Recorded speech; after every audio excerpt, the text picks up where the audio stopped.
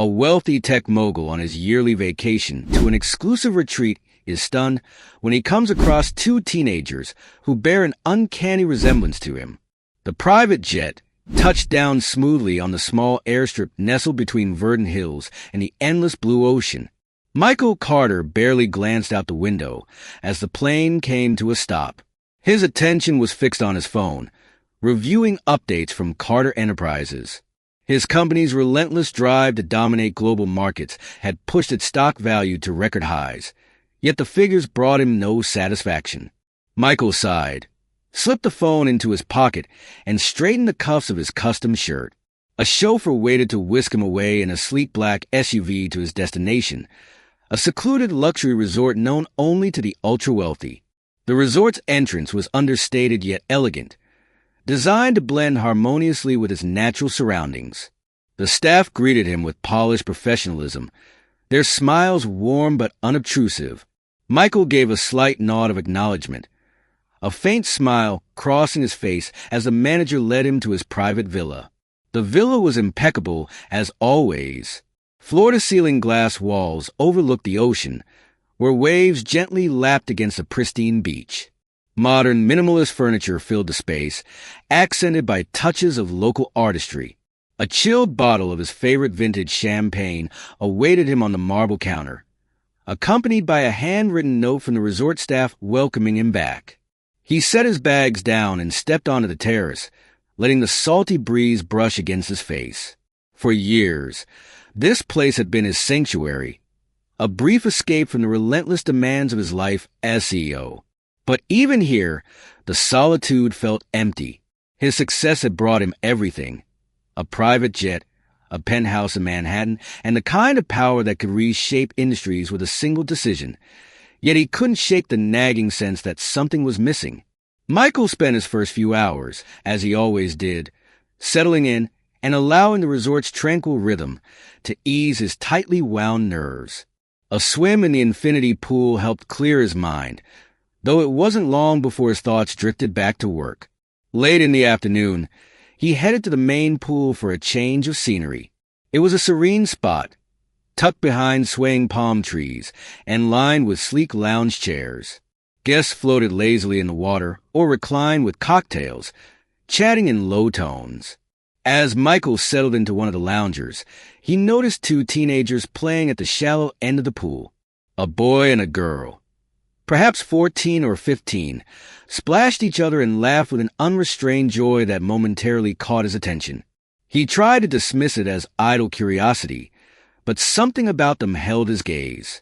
The boy's sharp jawline and piercing blue eyes reminded him of someone he couldn't quite place.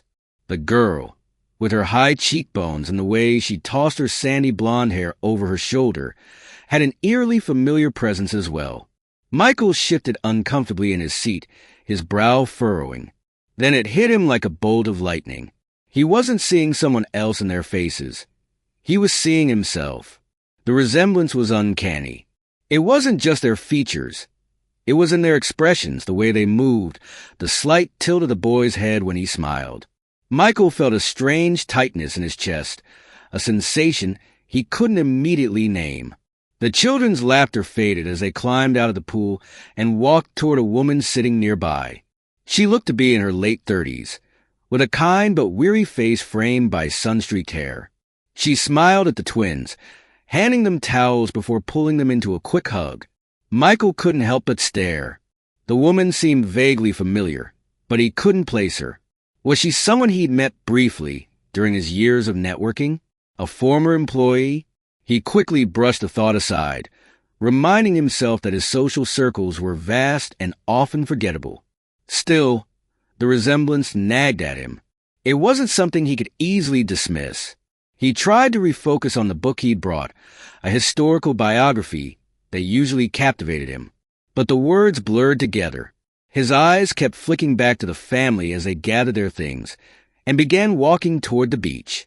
The boy turned suddenly, as if sensing Michael's gaze, and their eyes met. For a fleeting moment, Michael saw something in the boy's expression. Curiosity, perhaps, or confusion. It was the kind of look that left Michael feeling exposed, as though the boy had glimpsed a part of him even he didn't fully understand. The boy quickly looked away and hurried after his sister and mother, leaving Michael alone with his swirling thoughts. He spent the rest of the afternoon trying to shake the strange encounter from his mind, but it lingered like an itch he couldn't scratch. By evening, he found himself on the terrace of his villa, staring out at the horizon as the sun dipped below the ocean, painting the sky in fiery hues of orange and pink. The sight should have been calming, but it wasn't. Instead, it filled him with a restless energy, a gnawing need to understand what he had seen that day. Who were those children, and why did they look so much like him? Michael poured himself a glass of the champagne left for him earlier and sat in the quiet of the fading light. For years, he had prided himself on being a man of logic and reason, someone who didn't waste time on emotions or idle speculation.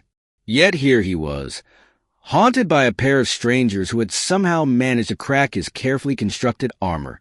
He resolved to put the matter to rest, one way or another. If the universe had brought these children into his orbit, there had to be a reason, and Michael Carter was not a man who left questions unanswered. For now, though, he would wait. Tomorrow, the sun would rise, and with it, the first steps toward unraveling the mystery that had been dropped unbidden into his life. The next morning, Michael woke early, his sleep restless and fragmented. The image of the twins lingered in his mind, sharp and vivid, as though their faces had been etched into his thoughts overnight. He tried to dismiss the feeling as idle curiosity, the kind of fleeting interest one might have in a compelling stranger. But deep down, he knew it was more than that.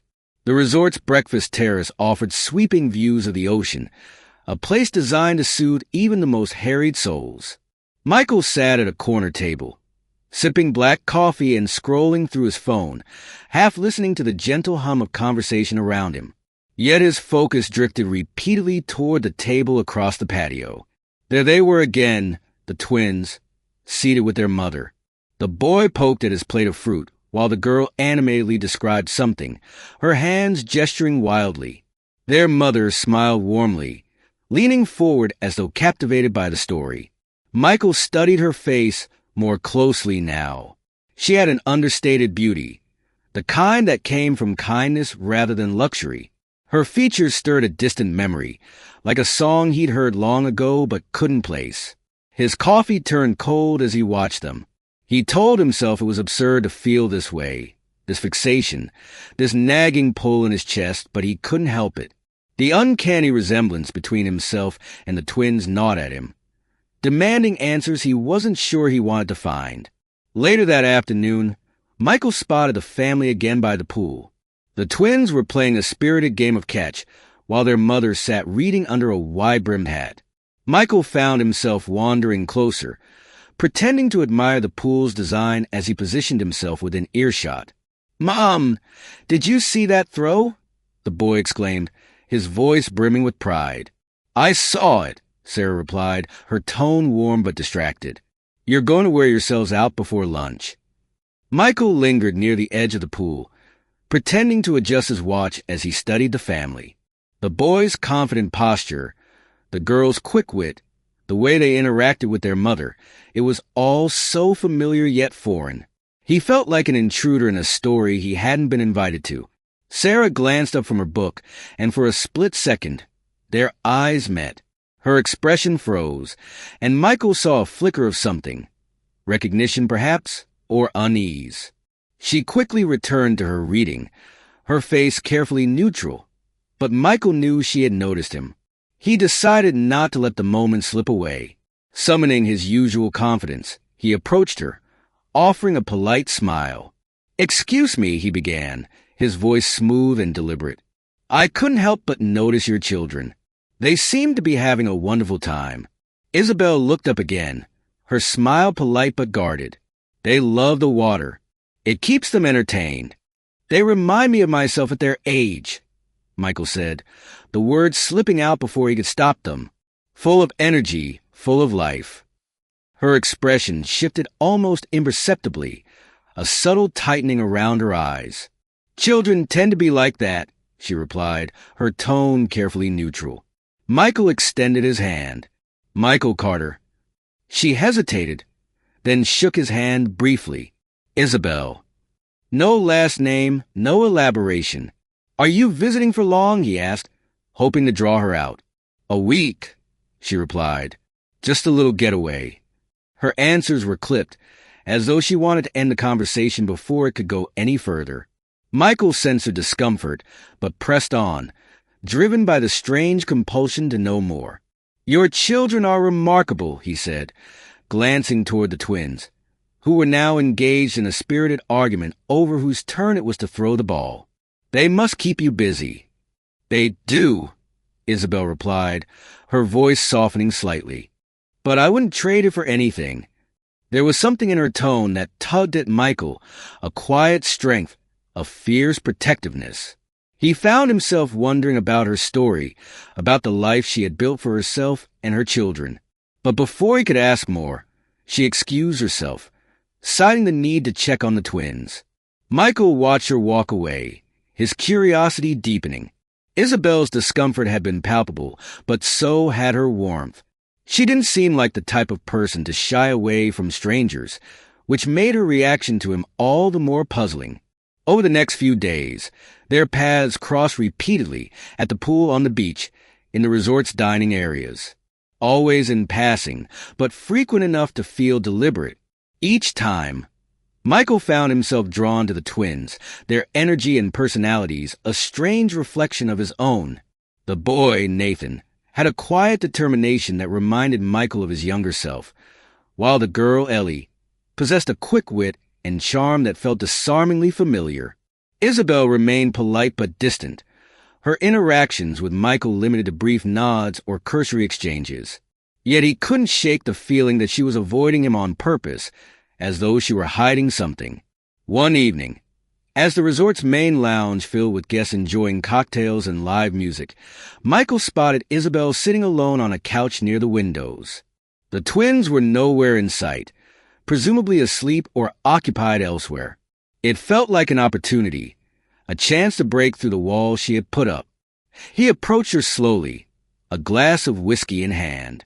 Mind if I join you? Isabel hesitated, then gestured to the seat across from her. It's a free resort. He smiled faintly and sat down.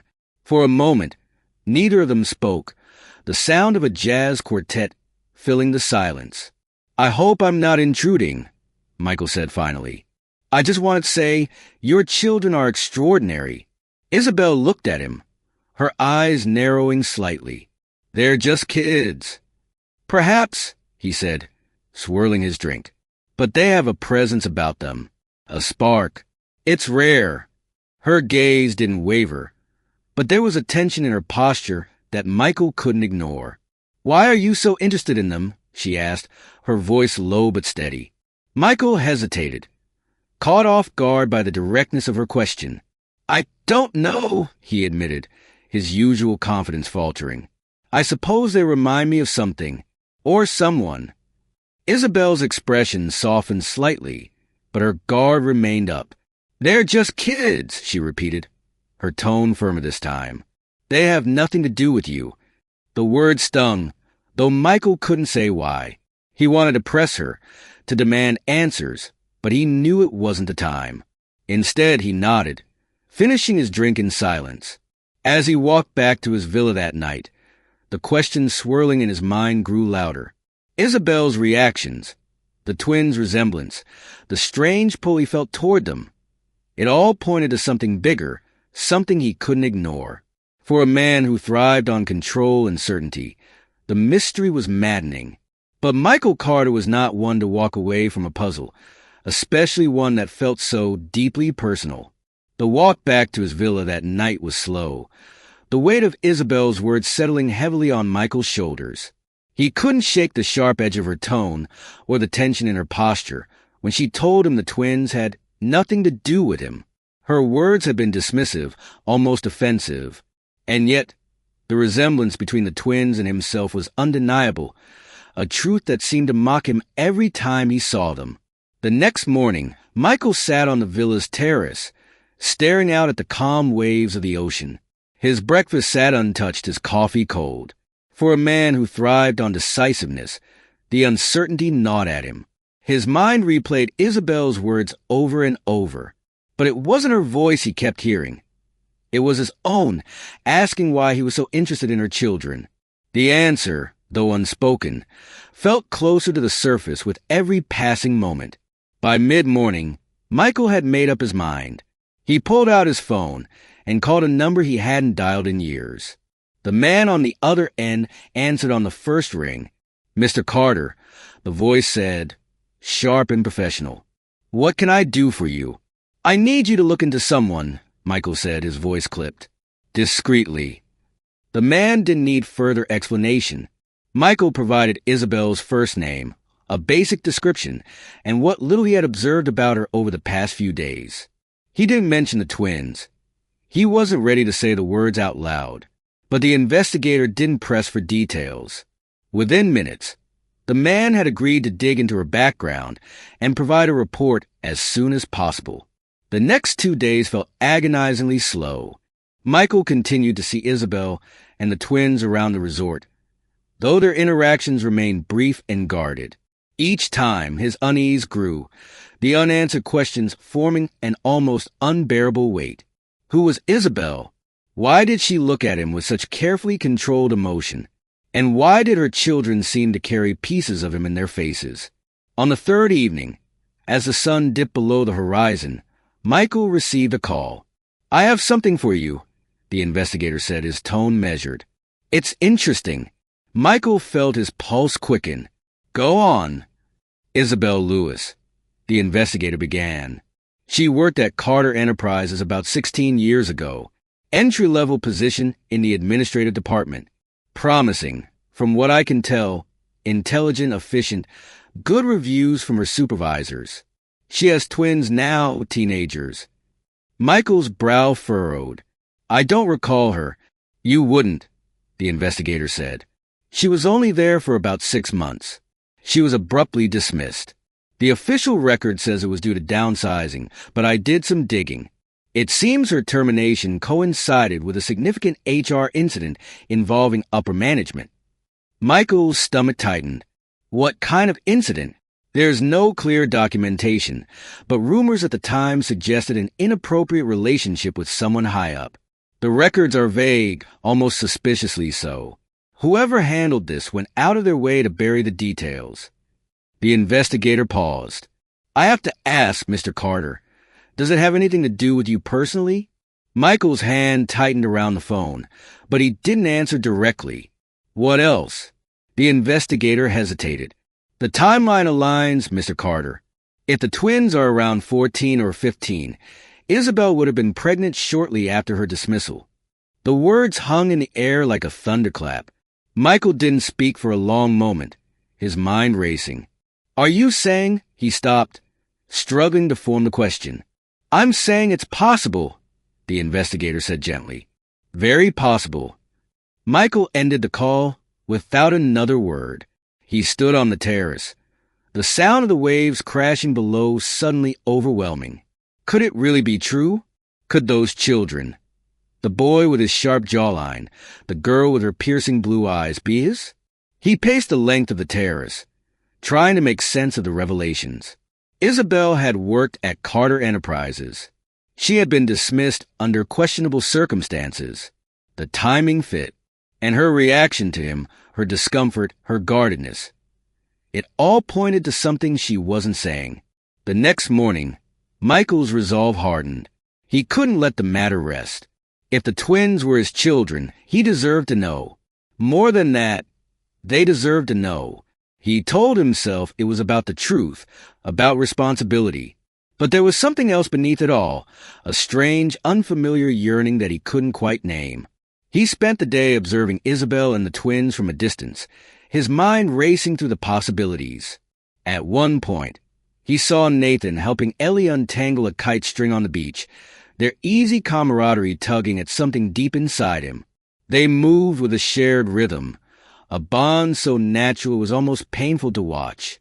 By evening, Michael couldn't hold back any longer. He needed answers. Isabel had avoided him for days, but this time, he wouldn't let her slip away. He spotted her sitting alone on a bench near the resort's gardens, the twins off in the distance, playing with a group of other children. He approached her slowly, his footsteps deliberate. Isabel looked up as he neared, her expression wary but resigned. She didn't get up or walk away, though Michael half expected her to. "We need to talk," he said, his voice firm but not unkind. Isabel sighed, setting aside the book she'd been reading. "I thought we already had." "Not like this," Michael said, taking the seat beside her. "I know who you are." Her eyes flashed with something, anger, perhaps, or fear. "Do you?" "You worked at Carter Enterprises," he said, watching her closely. 16 years ago, you were dismissed under unusual circumstances." Isabel's jaw tightened, but she said nothing. "And the timing," Michael continued, his voice quieter now. "It lines up." She let out a bitter laugh. "You really had someone look into me? You just couldn't let it go, could you?" "Don't make me the villain here," Michael said, his tone sharper than he intended. "You've been avoiding me since the moment I introduced myself. I deserve to know the truth." Isabel stood abruptly, crossing her arms as she turned to face him. "What truth, Michael? That I was young and naive? That I made a mistake? Is that what you want to hear?" He stood, too, his chest tightening. "Are they mine?" he asked, the words tumbling out before he could stop them. Isabel froze, her expression hardening. For a long moment, she didn't speak, the tension between them thick enough to cut with a knife. Finally, she shook her head, her voice barely above a whisper. "They have nothing to do with you." And with that, she walked away, leaving Michael standing alone in the fading light, the weight of her words crushing him like a tidal wave. But even as she disappeared into the distance, he couldn't shake the feeling that she hadn't denied it, not really. And that was enough to ignite a spark of determination that he knew wouldn't easily be extinguished. Michael spent the next day in a haze, his mind consumed by Isabel's cryptic response. Her words echoed in his thoughts, each syllable twisting like a blade. "They have nothing to do with you." But her expression, the flicker of emotion she couldn't quite hide, spoke volumes. She hadn't denied it outright, and that sliver of ambiguity was enough to keep the fire burning inside him. He found himself walking aimlessly around the resort, his usual composure unraveling with every passing hour. The ocean, once a source of calm, now seemed endless and overwhelming. Every glance at the twins sent another wave of questions crashing over him. How could Isabel keep something like this from him? And why? By the time evening fell, Michael knew he couldn't avoid the confrontation any longer. He couldn't keep dancing around the truth, hoping it would reveal itself. He needed answers, no matter how painful they might be. He waited until the resort quieted down, the other guests retreating to their villas after a long day. Isabel was easy to find. She often took a solitary walk along the beach at sunset, a routine Michael had noticed over the past few days. This time, he intercepted her before she reached the shoreline. She stopped in her tracks when she saw him, her expression a mixture of exhaustion and weariness. "Michael," she said, her tone heavy. "What now?" He took a deep breath, his usual confidence wavering. "We can't keep avoiding this, Isabel. I need the truth. Are they mine?" Isabel's shoulders slumped, and for a moment she looked as though she might crumble under the weight of the question. But then she straightened, her gaze steady and defiant. "What difference does it make?" she said softly. "You've built your life, and I've built mine. Let it be." Michael stepped closer, his voice low but firm. "I can't just let it be. If they're mine, if Nathan and Ellie are my children, I deserve to know, and they deserve to know." Isabel shook her head, her lips pressing into a thin line. "You think it's that simple? That I can just hand over 16 years of my life, 16 years of protecting them, and let you waltz in because you suddenly feel entitled to the truth?" Her words stung, but Michael refused to back down. "I'm not asking for your life, Isabel. I'm asking for the truth. That's all." For a long moment, The only sound was the distant crash of waves against the shore. Isabel looked away, her eyes glistening in the dim light. When she finally spoke, her voice was barely above a whisper. "Yes," she said, her words trembling. "They're yours." Michael felt as though the ground had shifted beneath him. He opened his mouth to speak, but no words came.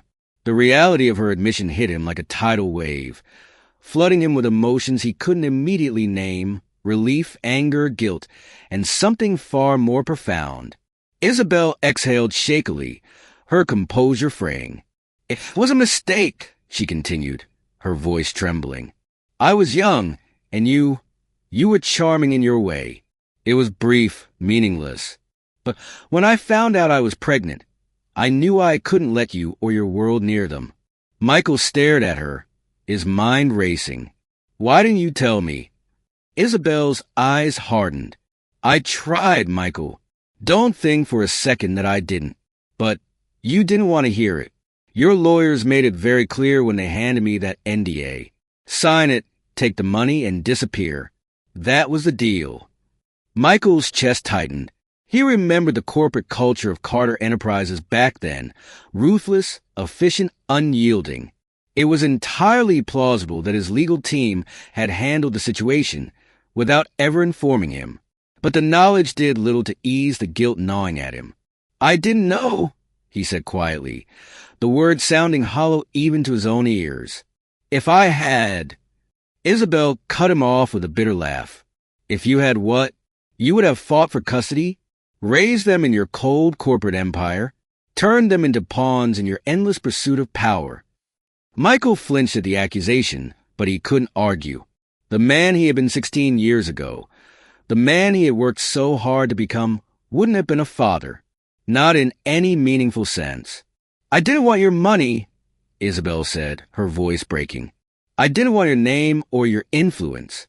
I wanted to protect them from all of it. From you." Her words cut deeper than Michael expected. He felt a pang of something unfamiliar, a yearning, an ache he couldn't place. The thought of Nathan and Ellie growing up without him, without even knowing who he was, filled him with a profound sense of loss. "They're remarkable," he said finally, his voice raw. "You've done an incredible job, Isabel. But they deserve to know who I am." Isabel's expression softened, but only slightly. "And what would you do with that knowledge, Michael? Sweep in and disrupt their lives? Turn everything upside down because you suddenly feel what? Guilty? Curious?" Michael shook his head, his jaw tightening. "I don't know. I want to be part of their lives. If they'll have me." Isabel looked at him for a long moment, her gaze searching his face as though trying to determine the truth of his words. Finally, she sighed, her shoulders sagging. "I don't know if they're ready for that," she admitted. "I don't know if I'm ready for that. But they've always asked about their father. I've never lied to them, but I've never told them the whole truth either. I thought I was protecting them, but maybe I've just been protecting myself." Michael took a tentative step closer, his voice gentle. "I don't want to take anything from you, Isabel.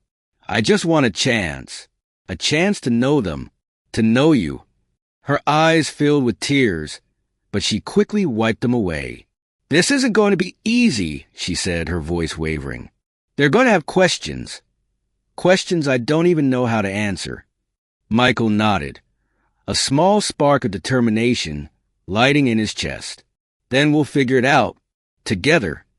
Isabel didn't respond right away, her gaze fixed on the horizon. Finally, she nodded, though the motion was hesitant, uncertain. "All right," she said softly, "but on my terms, and only if they want to meet you." Michael exhaled, the weight in his chest lifting slightly. It wasn't everything, but it was a start, a fragile, tentative beginning to something he couldn't quite name. For the first time in years, Michael Carter felt the faint stirrings of hope. The conversation with Isabel left Michael feeling both raw and resolute. Her admission had shaken something deep within him, a part of himself he'd long buried beneath layers of ambition and control. For years, his life had revolved around deals, acquisitions, and power. But now, standing on the precipice of something far more personal, he felt both unmoored and strangely alive. The next morning, he sat in his villa, staring at his phone. Isabel had agreed to let the twins decide if they wanted to meet him. But before that happened, Michael needed more than her word. He needed certainty. The resemblance, the timeline, and even Isabel's admission weren't enough to quiet the doubts gnawing at him. He picked up the phone and made another call. The process was discreet, handled with the utmost professionalism. A resort staff member, bribed with a generous tip, collected a strand of hair from Nathan's towel. Within hours, the sample was en route to a private lab specializing in genetic testing. Michael felt a pang of guilt as he authorized the test without Isabel's consent, but he justified it as a necessary step. If he was going to stake a claim in the twins' lives, he needed the truth in black and white. While he waited for the results, Michael found it impossible to stay away. He kept a careful distance, watching from afar as Isabel and the twins went about their days. The more he observed, the more his emotions twisted. Nathan's quiet determination, Ellie's sharp humor. They reminded him so much of himself, yet they were distinctly their own people. The thought that he might have missed so many years of their lives was a bitter pill to swallow. The twins, however, weren't oblivious to his presence.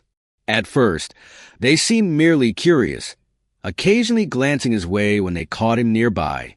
But as the days went on, curiosity turned to suspicion. Nathan, in particular, grew increasingly watchful, his sharp eyes tracking Michael's movements with a mix of weariness and defiance. One afternoon, as Michael sat by the pool pretending to read, he felt a shadow fall over him. He looked up to find Nathan standing there, his arms crossed and his jaw set. "Why do you keep staring at us?" Nathan demanded, his voice low but laced with anger. Michael set the book aside, his calm demeanor masking the turmoil inside. "I didn't realize I was." "Don't lie," Nathan shot back. "You're always there, at the pool, on the beach, even at breakfast. My sister thinks it's weird, and so do I." Michael hesitated, unsure how much to reveal. He had hoped for a more controlled introduction, not this sudden confrontation. "I didn't mean to make you uncomfortable," he said carefully. I want to get to know you." Nathan's eyes narrowed. "Why, we don't even know you." Michael opened his mouth, then closed it again. The words felt heavy on his tongue. Finally, he said, "I think we might have more in common than you realize." Nathan's frown deepened, and for a moment, Michael saw a flicker of uncertainty in the boy's expression, but it was quickly replaced by anger. "Stay away from us," Nathan said, his voice rising slightly. "We don't need some stranger messing up our lives." Before Michael could respond, Nathan turned on his heel and stormed off, leaving him sitting there, stunned and uncharacteristically speechless. A few moments later, Isabel appeared, her expression tight with anger. "What the hell are you doing?" she demanded, keeping her voice low but firm. "I didn't approach him," Michael said defensively. "He came to me." "That's because he's confused and upset," Isabel snapped. "You're disrupting their lives, Michael. This is exactly what I was afraid of." Michael stood, his frustration boiling over. "I'm not trying to disrupt anything, Isabel. I just want to understand my place in all of this. They deserve to know the truth. And what happens after that?" Isabel shot back. "Do you think you can just waltz in and play the doting father? Their lives aren't a game, and they're not pawns for you to rearrange as you see fit." Her words stung, but Michael refused to back down. "I'm not the man I was 16 years ago," he said, his voice steady. "I've made mistakes, yes, but I'm not going to walk away from this." Isabel's expression softened slightly, but her weariness remained. "This isn't about you, Michael. It's about them. They're teenagers. They've already been through enough. Please, don't make this harder for them." Michael nodded reluctantly, knowing she was right, but still struggling with the enormity of the situation. He promised to give them space, But as he walked back to his villa, he couldn't help but feel that he was already in too deep. The DNA results arrived 2 days later. The email sat unopened in his inbox for nearly an hour as he wrestled with whether or not to read it. Finally, unable to bear the suspense, he clicked the message and skimmed the report. It was conclusive. Nathan and Ellie were his. Michael leaned back in his chair, the weight of the confirmation settling over him. The emotions that followed were a tangled mess: relief, guilt, anger, and a strange, bittersweet pride. They were his children. He was their father, and yet he felt like a stranger in their lives. The next time he saw Isabel, he didn't mention the test. Instead, he simply told her, "I'll wait until they're ready, but I'm not going anywhere." Isabel didn't respond right away, her expression unreadable. Finally, she nodded, though her eyes held a flicker of doubt. "That's all I can ask," she said softly. As Michael watched her walk away, he felt a mix of hope and uncertainty. The truth was out, but the path ahead was anything but clear. For a man who had spent his life controlling every variable, the unknown was both terrifying and exhilarating. But one thing was certain: he wasn't going to let this chance slip away. The days after the DNA confirmation were a blur for Michael. He worked to respect Isabel's wishes, giving the twins space and time to adjust. Yet the knowledge that they were his children changed everything. Every glance, every passing moment carried new meaning. He felt a burgeoning sense of responsibility, and something deeper, something he was still learning to recognize as love. For a while, things remained quiet. The resort's idyllic isolation shielded them from the outside world, allowing Michael to process his emotions without the noise of his usual life. He found solace in watching the twins from afar, marveling at their wit and resilience. Nathan's quiet determination reminded him of his younger self, and Ellie's sharp humor and curiosity seemed to echo his own restless intellect. It was as if he could see pieces of himself in their very being. But the peace was fleeting. It started with a single, innocuous post on social media, a vacation photo taken by another guest. In the background, Michael was unmistakable, sitting at the edge of the pool. The twins were visible, too, their resemblance to him striking even in the grainy image. Within hours, whispers began circulating online. Who are the teenagers that look so much like the famously private CEO? Speculation turned to wild rumors, and by the following morning, the story had exploded. The headline on a major news site read, "Michael Carter's Secret Children." The article rehashed his rise to power, speculating about the twins' paternity, and casting a spotlight on Isabel. Her name wasn't mentioned outright, but the internet sleuths wasted no time. Within days, Isabel's identity and her connection to Carter Enterprises were unearthed, igniting a media frenzy. At the resort, Isabel was livid. She stormed into Michael's villa, clutching her phone, her face pale with fury. "You promised to stay out of our lives," she hissed. "And now this." Michael, caught off guard, stood from his desk. "I didn't leak anything," he said firmly. "I would never do that." "Then explain this." Isabel shoved the phone toward him, the article glaring back at him like an accusation. "My kids' faces are everywhere. People are digging through my past, our past. They're calling me some gold digger." "I'll handle it," Michael said, his voice calm but edged with tension. "I'll make a statement. Shut it down." Isabel shook her head, her voice breaking. "You don't understand. This isn't just about you. It's about Nathan and Ellie. Do you have any idea what this will do to them? To their lives?" Her words hit him like a punch to the gut, but he had no time to respond. That same afternoon, his office called. The board of Carter Enterprises had summoned an emergency meeting, their concerns over the scandal immediate and pressing. The meeting was brutal. The board members, most of whom Michael had known for years, didn't bother with pleasantries. They demanded answers, grilling him about the twins and his connection to Isabel. Their primary concern, however, was the company's image. Stock prices had already dipped in response to the news, and the media frenzy threatened to escalate. You need to issue a statement. One board member said bluntly. Deny the story, disavow the connection, protect the brand. Michael's jaw tightened. I'm not denying them, he said, his voice cold. They're my children. The room fell silent. Several board members exchanged uneasy glances, while others openly frowned. This is bigger than your personal life, another member said. Carter Enterprises has a reputation to uphold. If you go public with this indiscretion, it will tarnish everything you've built. Michael stared at them, his anger simmering just beneath the surface. They're not an indiscretion. They're my family, and I won't turn my back on them. The meeting ended in tense silence, but Michael knew the fallout was just beginning. That night, he returned to the resort, his mind heavy with the weight of the decision he'd made. He knew the road ahead would be rough, but for the first time in years, he felt certain about his priorities. Meanwhile, Isabel was dealing with the fallout in her own way. Her phone was flooded with messages, some from concerned friends, others from nosy strangers demanding answers. The local community back home had begun whispering, and Isabel's once supportive neighbors now looked at her with judgmental eyes.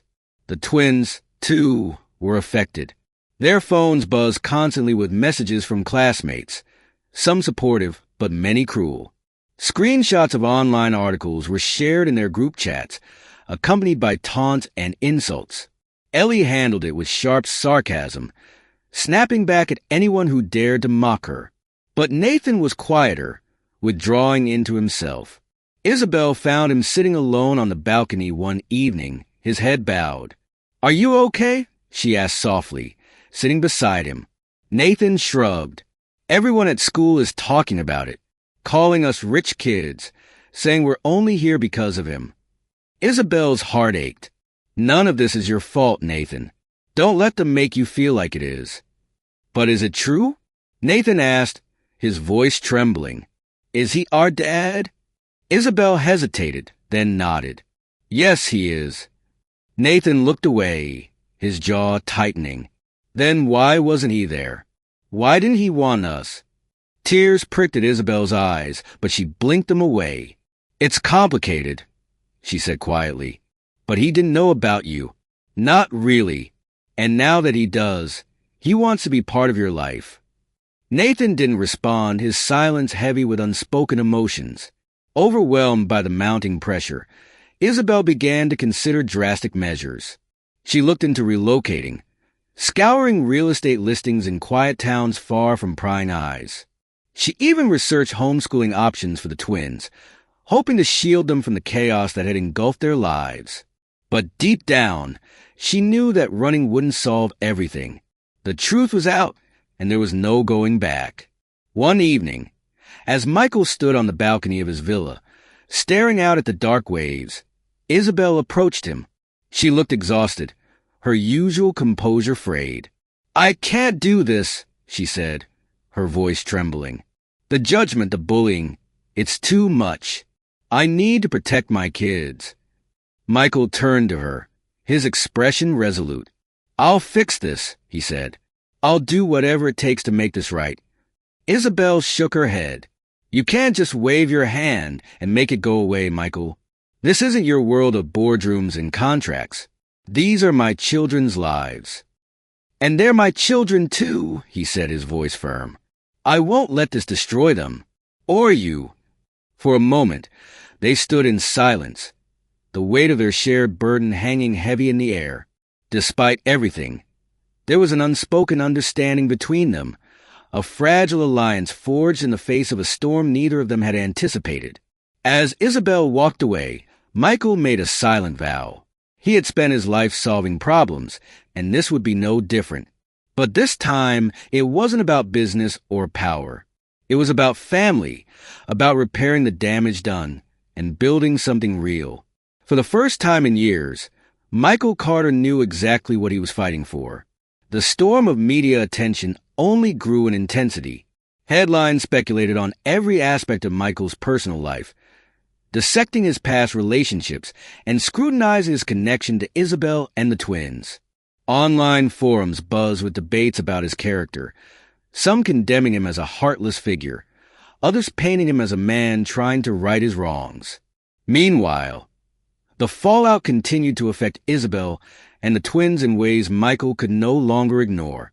He spent sleepless nights trying to devise a plan. His world had always been one of calculated moves, of staying ahead of every threat. But this wasn't just another corporate crisis. This was personal. And for the first time in his life, Michael realized that protecting his family mattered more than protecting his image. One morning, after another restless night, he made his decision.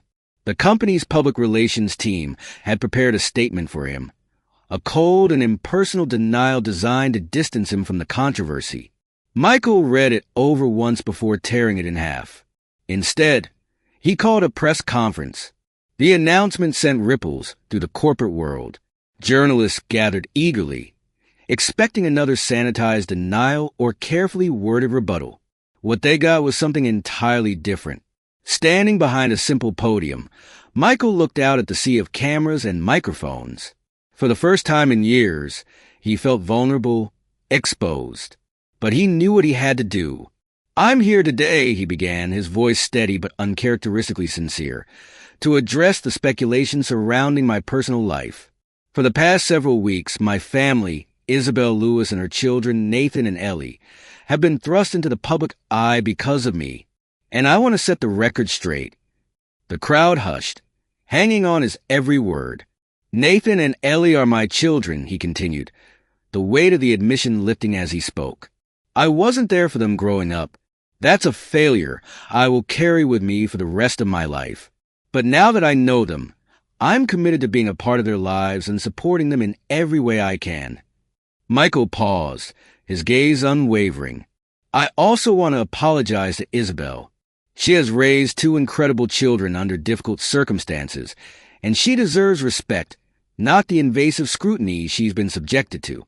My actions in the past, whether intentional or not, contributed to the challenges she's faced. I take full responsibility for that."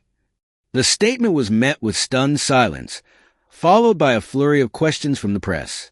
Michael ignored them, stepping away from the podium with a quiet resolve.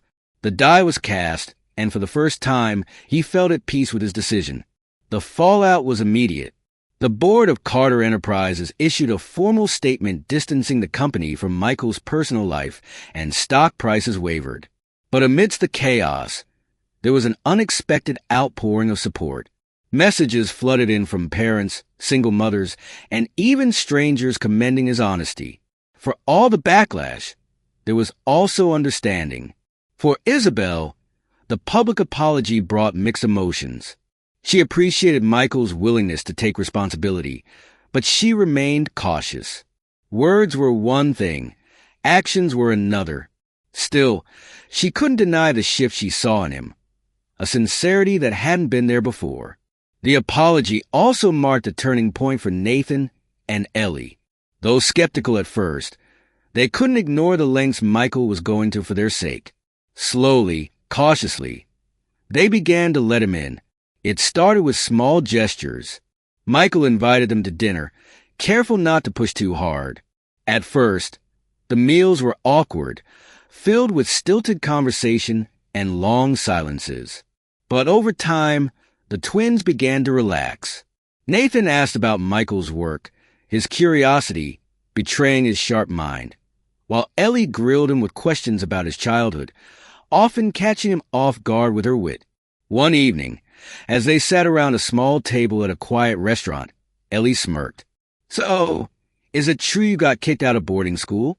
Michael chuckled, shaking his head. "Not exactly kicked out. More encouraged to leave." "Strongly encouraged to leave," Michael admitted with a smirk. Nathan grinned. "What did you do?" "Let's just say it involved a poorly executed prank and a very angry headmaster," Michael replied, earning genuine laughter from both twins. Moments like these, though small, chipped away at the walls between them. Michael found himself marveling at their intelligence and humor, their resilience.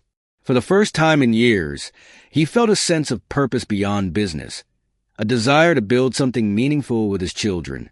Isabel, meanwhile, watched the budding relationship with a mix of trepidation and hope. She noticed how Michael respected her boundaries, never overstepping or undermining her role as a parent. He sought her input on everything, from outings with the twins to how to handle their questions about the past. One evening, as the twins were out with friends, Michael approached Isabel on the resort's terrace. He hesitated for a moment before speaking. "Thank you," he said quietly, "for giving me this chance." Isabel looked at him, her expression thoughtful. "I didn't do it for you, Michael. I did it for them." "I know," he said, "but it means everything to me." They stood in silence for a moment, the sound of the waves filling the space between them. Finally, Isabel sighed. "You've changed," she said, almost reluctantly. Michael glanced at her, a small smile tugging at his lips. "I had to, for them." As the weeks passed, the twins continued to warm up to Michael, their initial skepticism giving way to genuine curiosity. Nathan, who had always been reserved, began opening up about his dreams of studying engineering, while Ellie shared her love of art and storytelling. Michael encouraged their passions, offering support without overwhelming them. The transformation didn't go unnoticed. Isabel saw a side of Michael she hadn't believed existed, a man willing to put his ego aside for the sake of his family. She still had doubts, still carried the scars of their past, but for the first time, she allowed herself to believe that change was possible. And slowly, but surely, the family dynamic had shifted. It was far from perfect, and there were still challenges ahead, but the foundation had been laid. As they said their goodbyes, Michael promised to visit soon, his voice filled with a quiet determination. For the first time in years, he wasn't thinking about his next deal or acquisition. He was thinking about his children, about Isabel, about the life he had nearly missed. And for once, Michael Carter felt like a man who had something to fight for, not in the boardroom, but in the heart of the family he was finally learning to cherish. Michael's return to the city was a whirlwind. The board's dissatisfaction with his public admission lingered like a storm cloud, and the company's stock continued to fluctuate. But for the first time in his life, he didn't feel tethered to the numbers, the reports, or the insistent demands of Carter Enterprises. His focus had shifted, and no amount of corporate fallout could sway his priorities. He spent weeks balancing his responsibilities at work while continuing to nurture his relationship with Isabel and the twins. They video called frequently, with Nathan showing off a prototype of a robot he was building for a school competition, and Ellie proudly displaying her latest watercolor paintings. Michael found himself looking forward to these calls more than any business deal. They were glimpses into a world he hadn't known he was missing.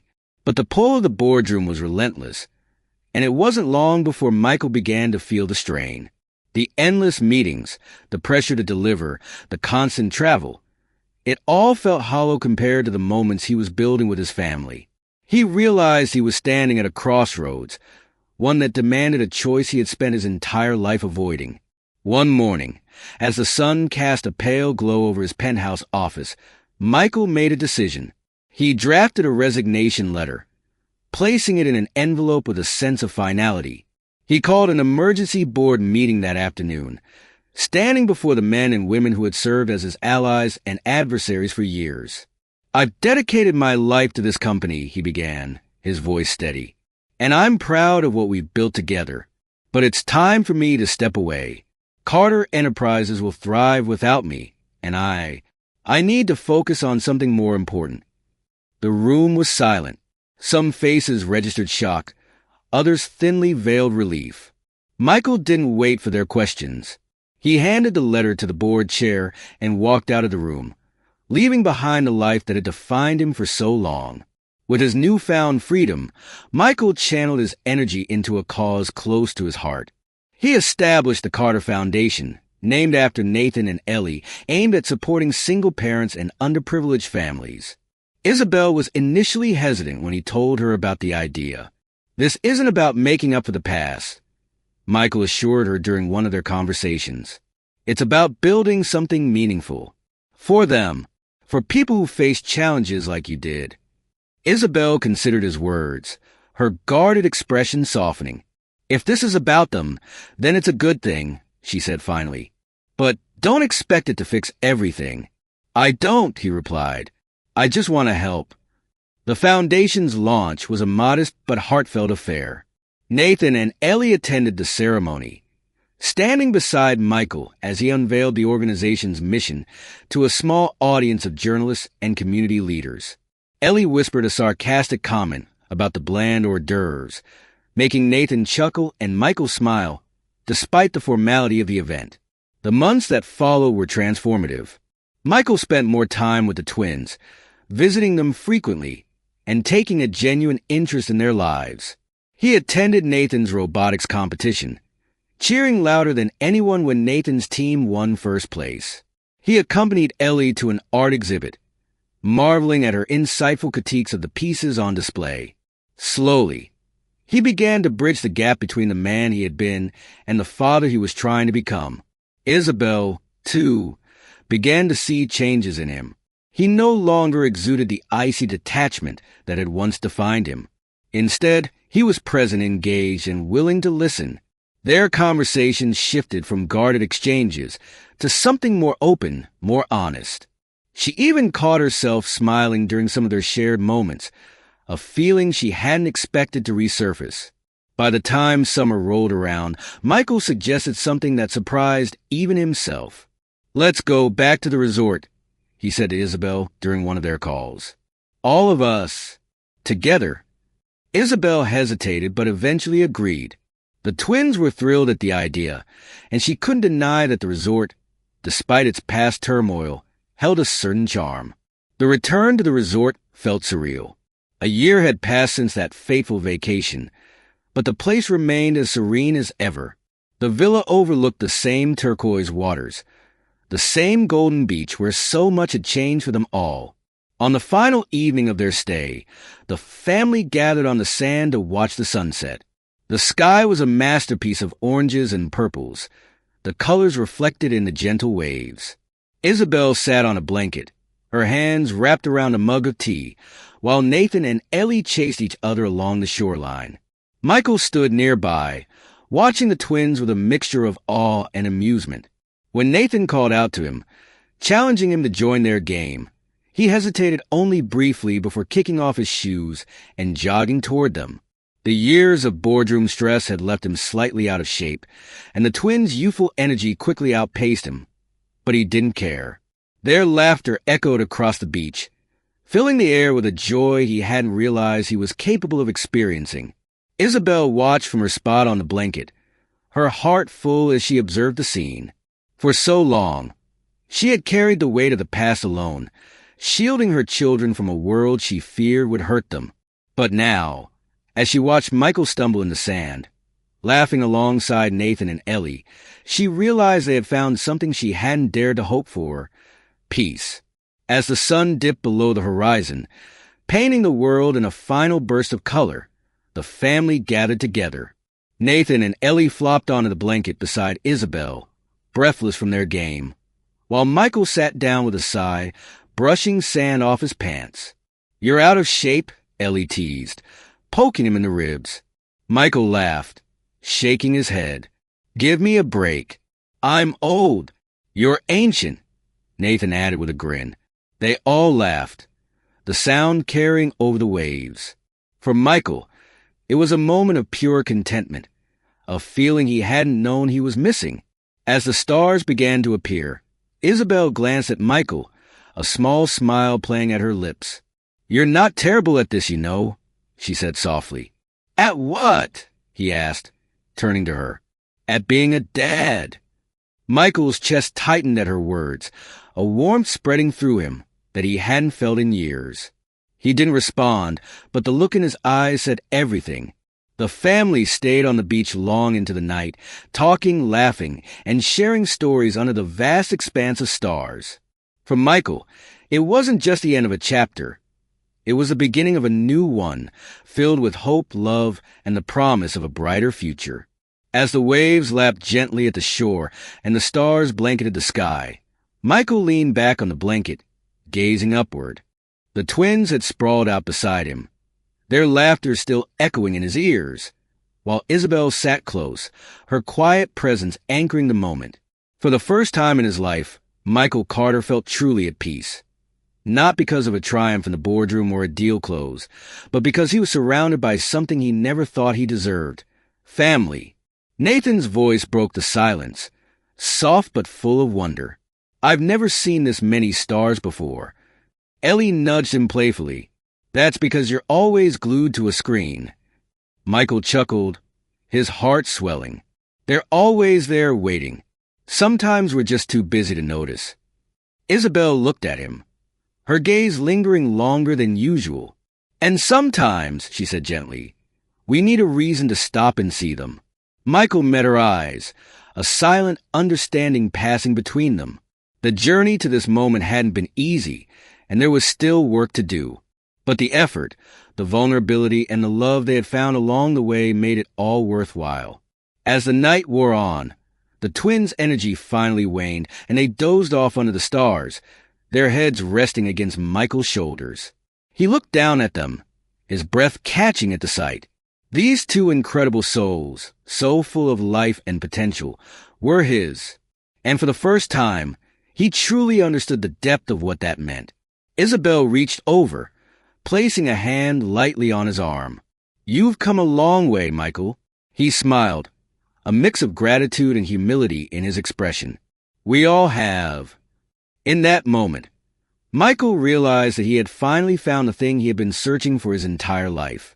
Not wealth, not power, but connection. Something real, something lasting. The man who had once built walls to keep the world out now found himself sitting in the heart of something unbreakable. It wasn't just a new chapter. It was the life he never dared to dream of, unfolding under the endless expanse of stars. As the waves carried their gentle rhythm into the night, Michael closed his eyes and let the warmth of the moment settle over him. For the first time, he wasn't chasing anything. He was home. In the end, Michael Carter didn't find peace in his wealth or power. He found it in the laughter of his children, the forgiveness of a woman who had weathered storms he'd never known, and the quiet strength of a family he never thought he'd have. Life may not offer second chances often, but when it does, it's up to us to take them, to rebuild, reconnect, and rediscover what truly matters. Sometimes, the greatest riches aren't what you earn, but what you nurture. If this story touched you, don't forget to hit the like button and subscribe for more heartwarming tales like this one. And let us know in the comments, what would you do if life gave you an unexpected second chance? Thank you for watching, and we'll see you next time.